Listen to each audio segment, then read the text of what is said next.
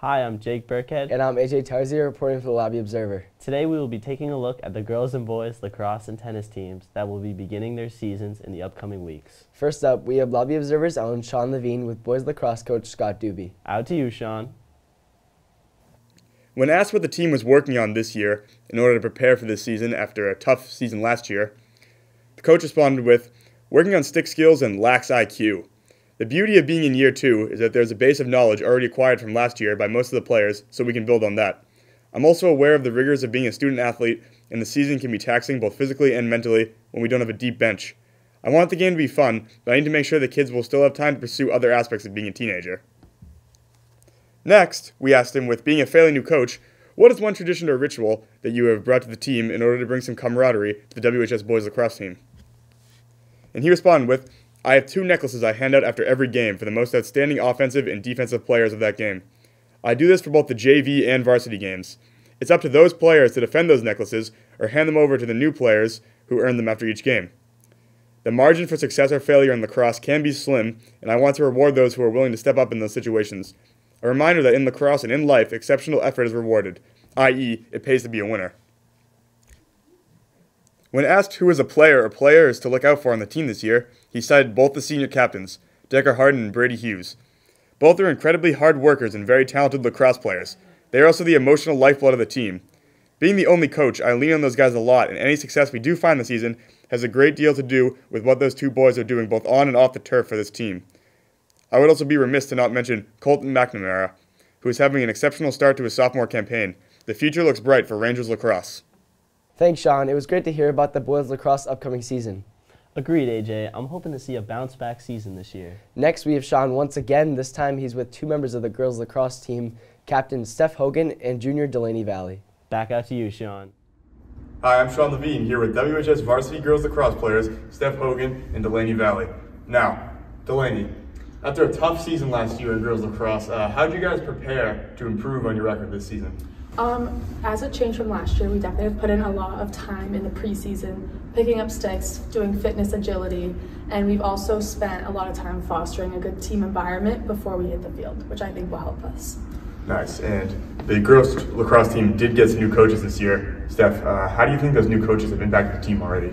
They've been great. They definitely brought a lot of new energy and expectations to the team, which I think will definitely translate into success this season, so I'm excited. And this is a question for both of you. You can each pick a player that you think has stood out to you so far, someone to watch this season. Junior Kate Sands, I think will definitely be a player to watch. She's really quick on the field, has a great stick, and she's also a great leader on and off the field, so I think that'll help the team. Yes, and I would say May Abraham, the freshman, she's on the varsity team, and I think she has a great hand with the stick, and she'll be a threat to watch out for. Thank you both very much. Back to you, AJ and Jake. Thanks, Shawn. It was nice to hear that the new coaching staff is implementing lots of new things for the team. For sure, AJ. The girls lacrosse team is in good hands. Next up, Shawn is with 2 members of the boys tennis team, Junior Mikey Koo and Brendan Estefan. Once again, back out to you, Shawn. Shawn Levine here with WHS varsity boys tennis players, Mikey Koo and Brendan Estefan. Now, Mikey, last year you guys made a state championship run. Congratulations. What are you doing this year trying to improve, put yourself over the edge this year? I think with the last 2 years, we've made state finals back-to-back years and fallen short both years. So I think right now as a team, we're trying to focus more on the mental aspect of the game. I think a lot of times during the finals, during more intense matches, we're starting to lose on the edge. And also our coach has been pushing more for the physical aspect. So we've been doing a lot of training, a lot of hard running, just to make sure that we have that edge over any other team we play. Awesome.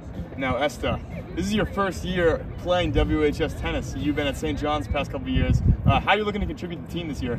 I'm not gonna lie, it started off a little tough. Definitely a big switch. I mean, St. John's, all we did was kind of play. Here we run a lot, and the whole mental aspect is much more intense here, which obviously makes sense as they have made it to the state finals 2 years in a row. So I think the only thing that I can really bring to the table from my SA experience is probably just grinding as hard as I can to help the team in as many ways as I possibly can, so we can bring a banner home to WHS. All right, and this question's for both of you. Who's a player that you want fans to watch out for this season? I guess we have to go with the name, Caden Chen. He's a freshman. He's a star. He's gonna be one of our top 2 players in the year. He's gonna be good competition for anyone. He's gonna provide good competition for our number 1 last year, Shrinjoy, and it's gonna be good to have him on the team. It's always nice to have those young fresh legs. I was gonna say the same thing. Really good player, outstanding, especially as a freshman. He has a lot of potential, and if he's already competing at that high of a level as a freshman, he's definitely a threat for other schools to kind of watch out for. Heard lots of great things about Caden. So that'll be it for us. Back to you, Jake and AJ. Thanks. It's great to hear that the boys tennis team is ready to make another run at the state championship this year. For sure, AJ. For a team with no seniors, it's truly impressive the amount of talent that's on this team. Lastly, Sean caught up with the girls tennis coach Scott Henderson. Out to you, Sean. Thanks, Jake and AJ. I'm here with WHS varsity girls tennis head coach Scott Henderson. Now, Coach Henderson, how are you looking to build upon your success after making a state finals run last year? Well, every year is a new year with a whole different set of players, and the other teams have different players too. So we look at every season as a brand new, clean slate. That said, we lost our number 1 singles player, and she was awesome. But we kept all the other starters, and we had players who weren't starters last year, who were good players, who are now have a shot at the starting lineup. So I think we're going to be very good again this year. I'm not forecasting state finals, but it's not impossible that we would get there. So I think we're going to have a really strong season. I'm really looking forward to it. Nice. And I know this is difficult to predict, but if you had to choose, who do you think is going to be the most difficult opponent to play this year? So in Midwatch, Shrewsbury and Algonquin and Wachusett always give us good matches. They gave us good matches last year. I'm sure they will again this year. It's every year. If we can, so I would expect to reach the CMATA finals with one of those teams. That seems like a reasonable expectation. Once we get to the state tournament, if we won't necessarily play those teams, but Longmeadow gave us a pretty good match last year, and I think they haven't lost any players.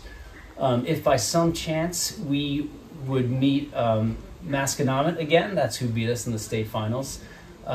They haven't lost any players. They had no seniors last year, so if we could somehow play them again, it would give us a tough match. All right, and this is also a very hard one to choose, but who's a player that you think fans should look out for this season? All right, if you don't mind multiple answers. No, that's fine, yeah. So I'm really proud of my team. It seems like every one of last year's starters has been working hard in the off season and has improved. I'm really happy with Ella Glasgow. She came to us last year with almost no tennis experience and really worked hard over the winter, and now she's vying for a starting spot. Our seniors, Mira McLaren is always really solid, and she's worth coming out to see. And our other senior, Ellie King, is going to be strong. But the ones I'm looking forward to most are Isabel Feldman and Dia Bhattacharya. They've both clearly been working really hard in the off season. They are vying for the number 2 singles spot, and they're going to be fun to watch this year. All right, thank you very much, Coach Henderson. All right. Back to you, Jake and AJ. Thanks again. After the boys and girls tennis team made state tournament runs last year, they both seemed to have most of their team intact. Absolutely, AJ. Hoping for strong seasons for both of these teams. Well, that's it for this year's Spring Sports episode. This has been Jake Birkhead and AJ Tarzia reporting for the Lobby Observer from Studio 33 at Westborough TV, signing off.